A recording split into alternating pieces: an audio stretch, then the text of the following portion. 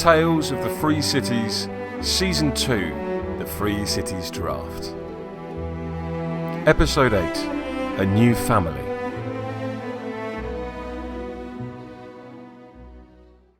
The day was in full bloom by the time the caravan drew close to Piervo, the sun steadily climbing through the sky. Amber had woken early, and with too much nervous energy for her to lay her head down again, she'd instead found herself atop the lead wagon with its driver. They'd made idle chatter as the miles passed, but the man appeared to have run out of words by now, which suited Amber just fine. There was plenty to see in the countryside sprawling either side of the dusty road, especially for a city girl. It hadn't taken long for the holy city's tallest spires to appear on the horizon, soon followed by a forest of brilliant white obelisks and grey towers, and finally the domes of magnificent cathedrals. The skyline had Amber blinking away disbelief at first, before completely stealing her breath altogether. She'd never known such towering edifices could possibly exist without collapsing under their own weight, much less thought she'd encounter them in her lifetime. Her companion kept his counsel, long used to a merchant trail he travelled more than he slept in his own bed. As he wolfed down his breakfast, his only reaction was to break the occasional smile at the open-mouthed rookie.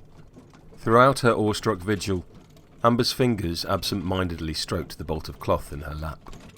The cut had turned gold in the soft light, shot through with dark veins of red and green.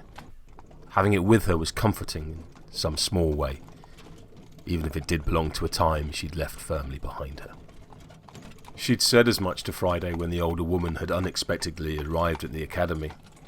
It was the evening before Amber set off, after most of the others had already left, leaving the two women plenty of space for a quiet reunion. Friday had looked tired, shadowy hollows around her eyes which could have been bruising. One arm was tightly bound in a sling held close to her chest, and pink skin betrayed where a cut had recently healed on her cheek.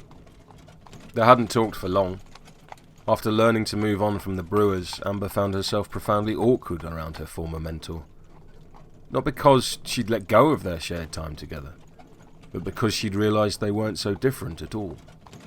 The only different beyond their years was that Amber had gotten out. She'd felt both guilty and relieved looking at Friday, and remembering the skeletal remains of the drunken seamstress. Whatever fate had befallen the Brewers was clearly a harsh one. Before she'd departed, Friday had insisted on handing over a section of the cut, eyes determined, unwilling to accept no as an answer. While Amber had stammered over the words and tried to politely refuse, the older woman had simply shaken her head and walked away without another word. Eventually, Amber understood the importance of the message. You'll always be one of us. The thought left her strangely proud, as if she'd somehow earned her place. It changed nothing, of course. Not that she expected the Brewers had intended otherwise. Her kin were a traditional breed. The gift had been a token of goodwill, a final gesture to assist her starting out on a long journey. A salute to Amber's fortitude and dedication, making her worthier of the cut than any circumstance of her birth. Another mile and she had reached her destination. As the horses pulling the wagon slowed alongside the proving grounds, Amber carefully stowed the cloth and tied her kit bag closed again. In time, she'd reach a place where displaying the cut felt natural.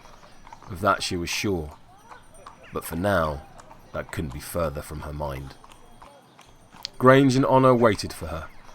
Grange wore a stern expression, his arms crossed and his body closed.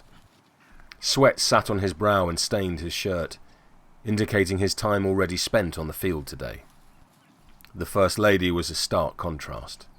Her bearing as comfortable and friendly as when Amber had seen her during the draft. Spying Amber's arrival, she waved and called out a greeting. Amber returned it with a grin, before excitedly climbing down from her perch. She'd found a new family. Her future was a proud member of the Farmers Guild. The Free Cities Draft was written by Sherwin Matthews and is the sole property of Steamforge Games Limited. It is reproduced here with their kind permission and their continued support.